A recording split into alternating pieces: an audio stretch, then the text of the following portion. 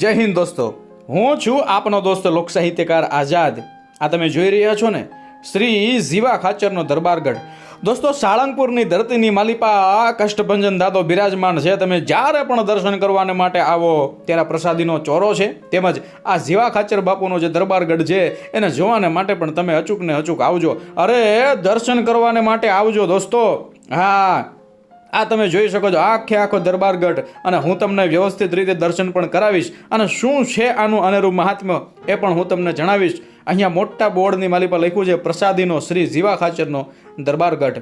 દોસ્તો, અહીંયા ફળિયાની માલિપા તમે જુઓ, એક આ છત્રી છે, ઉપર ચરણારવિંદ પધરાવ્યા છે અને લખ્યું છે આ જગ્યાએ આંબલીનું ઝાડ હતું. શ્રીજી મહારાજે સાળંગપુરનું 17મું વચનામૃત સંવત 1877 ને ભાદરવા સુદ 6 ને દિવસે સંધ્યા સમયે અહીં કહેલું. તો દોસ્તો, ભગવાન સ્વામિનારાયણ એમ કહેવાય કે આ દરબારગઢની માલિપા 6 થી 8 મહિના રહેલા છે. કે જ્યારે તેઓ ગઢપુરથી અહીંયા આવ્યા ત્યારે તેઓ 6 થી 8 મહિના રહેલા છે. તેમજ મૂળજી બ્રહ્મચારીએ જે તે સમયે ભગવાન સ્વામિનારાયણને ત્યારે રસોઈ બનાવી અને પોતાના હાથે જ જમાડેલા છે. આ છત્રી તમે જોઈ શકો છો, ઉપર ચરણારવિંદ પધરાવ્યા છે દોસ્તો. અને એ સમયે કાઠી દરબારોના જે ઊંચા પરથારના જે એમ કહેવાય કે જે મકાનો હતા, જે ઓરડાઓ હતા દોસ્તો, જે દરબારગઢ હતા, એના આપણને અહીંયા સારધાર દર્શન થશે. હા, કાઠી દરબારોના જે મકાનો એ તો આપણી સંસ્કૃતિની શાન હતા મારા વાલા. અને આવા બધા ઓરડાઓ, આવા દરબારગઢ, આવા મકાનો આપણને કારિયાણી હોય, સાળંગપુર હોય, કુંડળ હોય, અરે ગઢડા હોય, લોયા હોય, વગેરે વગેરે જગ્યાએ આપણને જોવા મળી જશે. પરંતુ ખાસ મારે આ જીવા બાપુના દરબારગઢની વાત કરવી છે દોસ્તો. ત્યારે હું તમને જણાવું કે ભગવાન સ્વામિનારાયણે સર્વપ્રથમ સંપ્રદાયમાં જો કોઈ જગ્યાએ ફૂલ દોલોત્સવ કર્યો હોય તો આ જ જગ્યાએ કર્યો હતો. અને ગુજરાતના બહેનોએ ભગવાન પાસે અહીંયા જ ફગવા માગેલા, કે જે વાત ખૂબ જ વખણાતી અને ખૂબ જ પ્રખ્યાત છે. અને સંપ્રદાયના ઘણા બધા ગ્રંથોમાં એમનું આપણને એમ કહેવાય કે વિશેષપણે નોંધ મળે છે. દોસ્તો, આ જગ્યા તમે જોઈ શકો છો, આ ઓરડા, અને એ બીજી વસ્તુ કે આ પટારો તમે જુઓ, ખૂબ જ જૂનો અને પ્રસાદી ભૂત આ પટારો જે છે એ આ દરબારગઢની માલિપા આવેલો છે. આવું બધું જોઈએ તો આપણને ખૂબ જ અનેરો આનંદ આવે. દોસ્તો, જીવા ખાચરના 2 પુત્ર એટલે કે વાઘા ખાચર અને અમરા ખાચર, તેઓ પણ આ દરબારગઢની માલિપા રહેતા હતા. આ બધું તમે જોઈ શકો છો દોસ્તો. એક કાષ્ઠ ઉપર એમ કહેવાય કે પ્રાચીન કોતરણી જે છે એ આપણને મંત્રમુગ્ધ કરી દે તેવી છે. અને જીવા ખાચરના આગ્રહથી દોસ્તો સાંભળજો, જીવા ખાચરના આગ્રહથી લાડુબા, જીવુબા અને રાજબાઈ એ રાઠોડ ધાંધલના ઘરે ઉતારા કર્યા અને ફૂલ દોલોત્સવના સમયે ત્યાં જ રહેલા, અને તેઓ અહીંયા પણ આવેલા. દોસ્તો, તમે જોઈ શકો છો. અને આ પ્રથમ ઓરડો, તેના બારણા તમે જુઓ. આપણને આપણી જે ભાતીગળ જે એમ કહેવાય, ભાતીગળ બધી ભોમકાની બધી વાતો, અરે આપણે જે ભાતીગળતા જે છે એ આપણને સહેજાઈ યાદ આવે. અને વિશેષપણે જે કાઠી દરબારોના જે ઊંચા પરથારના જે ઓરડાઓ હતા એ આપણને અહીંયા સહેજાઈ દર્શન કરવા મળી જાય. દોસ્તો, જે તે સમયે એમ કહેવાય કે એ કેવો ઠાઠમાઠ રહ્યો હશે, એ કેવી એમ કહેવાય કે ભાતીગળતા અને સંસ્કૃતિનો સંગમ રહ્યો હશે. દોસ્તો, તમે જોઈ શકો છો કાઠી દરબારોના એ વિશેષપણે જે ઓરડાઓ હતા ત્યાં આવા ટાબક ટીબક અને આવા શણગાર આપણને જોવા મળી જાય, જે આપણે એકવાર જોઈએ તો ભાઈ મન એમ કહેવાય કે ગદગદિત થઈ જાય. દોસ્તો, આ જગ્યા જે તમે જોઈ રહ્યા છો ત્યાં જે તે સમયે રસોડું હતું. અત્યારે ભગવાન સ્વામિનારાયણ પોતે સભા કરીને બેઠા હોય એવી એમ કહેવાય કે એક નાનકડી પ્રદર્શનકારિતા અહીંયા રજૂ કરવામાં આવી છે. આ ભાતીગળ અને હાથ બનાવટી આ તોરણ અને મોતીકામ વગેરે વગેરે તમે જોઈ શકો છો.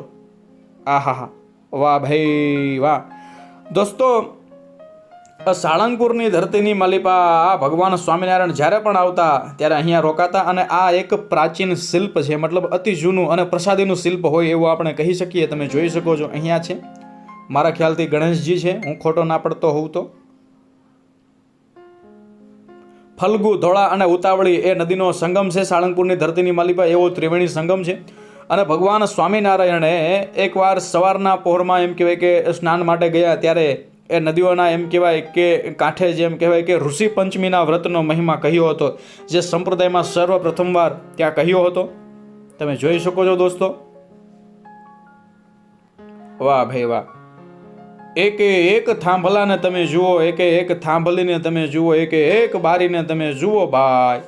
અનેકાનેક એમ કહેવાય કે પ્રસાદી ભૂત આ બધી જગ્યાઓ, આ બધી વસ્તુઓ, અને આપણી સંસ્કૃતિની એકદમ નજીક, આપણી ભાતીગળતાની એકદમ અનેરી ભાત એટલે કે આ ઓરડાઓ, આ પટારાઓ.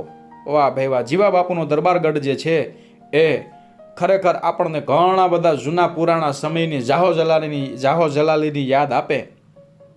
અને એમાં એ પરમાત્માનો સ્પર્શ થયો હોય એ જગ્યાએ આપણે જઈએ તો પણ આપણે ગદગદિત થઈ જઈએ.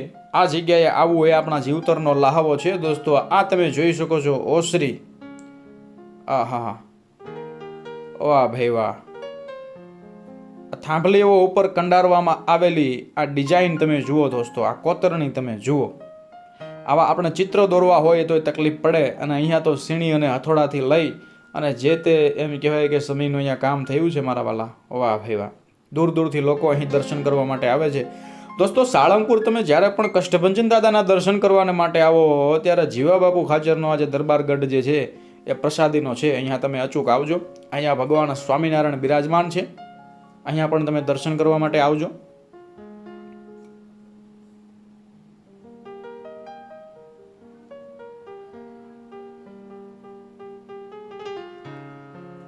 मैं दास तुमरो राम को तुम दास गल दल गंजना यद भूत पराक्रम रो हरि दल सूल भव भय भंजना दिल रंजना दिन दुखे जन को भगत जन को भय हरण नायो भुगारिल जय शरण तुम हो यचरण शरण रघुनंद आनंद कंद को दुख भरो रन कैलर नमय लक्ष्मण बचावे कवन लाग्यो बाण शुद्ध ही क्यों बने तो लाय संजीवनी उठाए गिरी गगने गमन कर संताप बजरंगी सकल मम दिजे जिनमें समन कर. દોસ્તો આખા દરબારગઢના મેં તમને દર્શન કરાવ્યા, અને આગળની તરફ દરબારગઢની માલિપા જ એક અતિ વિશાળ નીમ વૃક્ષ છે, એના પણ આપણે દર્શન કરવા એ આપણા જીવતરનો લહાવો છે દોસ્તો.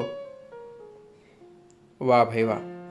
તો ફરીને મળીશું કઈ નવા વિડીયો સાથે. ત્યાં સુધી અસ્તુ ધન્યવાદ. જય હિન્દ, જય મા ભારતી, જય હો કષ્ટભંજન દાદાની.